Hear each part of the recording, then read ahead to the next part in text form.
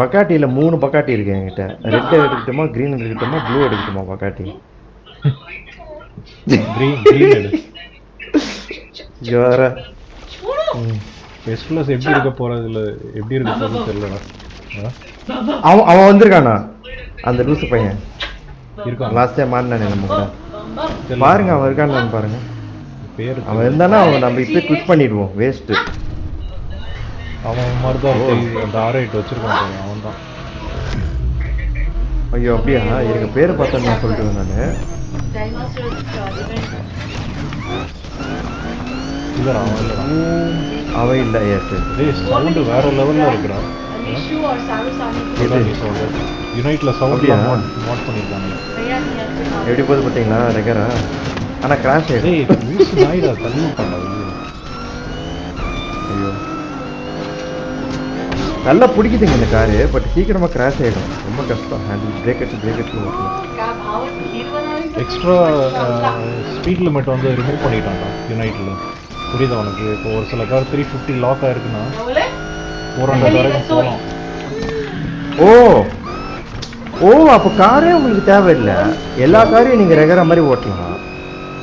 எல்லா காரையும் ஹேண்டில் வந்து நீங்கள் பக்கனி மாதிரி நம்ப மாட்டேன். நான் எஸ் சர்வீஸ் ஆடிட்டு இருந்தேன். அதுலேயே வந்து 330 ரீச் ஆச்சுட்டாரு.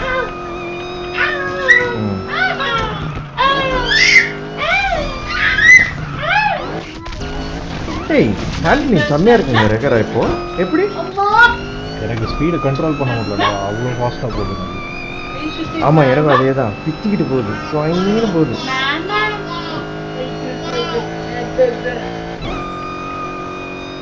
தண்ணியில் போகிட்டாங்க. தண்ணியில் போகும்.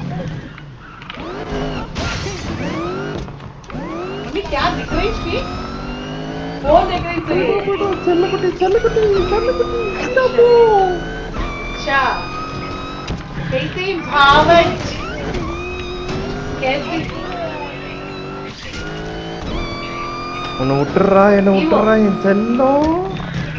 ஐயோ ஃபர்ஸ்ட் வந்தங்க நானு. அவ்வளோ ஐயோ ஃபர்ஸ்ட் வந்தங்க. ஒரு மூக்கு நாயிடுச்சா. ஒரு செகண்ட் ஃபர்ஸ்ட் வந்த பாத்தீங்களா? ஐயோ ஃபினிஷ் லைன் வந்து கிராஷ் ஆயிடும். கிராஷ் ரொம்ப ஆகுதுடா. ஆமா நான் ஃபர்ஸ்ட் வந்தேங்க நானு. ஆனா என்ன தெரியுமா ஆயிடுச்சு, கடைசி நேரத்தில் போய் கிராஷ் பண்ணிட்டேன். நான் இப்போதாங்க புரிஞ்சுக்கிட்டேன். ரெகரா வந்து என்ன தெரியுமா, ஃபுல்லாக ஆக்சிடென்ட் கொடுத்துட்டு இருந்தீங்கன்னா கிராஷ் ஆகிடும். நீங்கள் விட்டுருணும். 350 போச்சுன்னா விட்டுருணும் கார். அது மாதிரி கொடுக்கூடாது.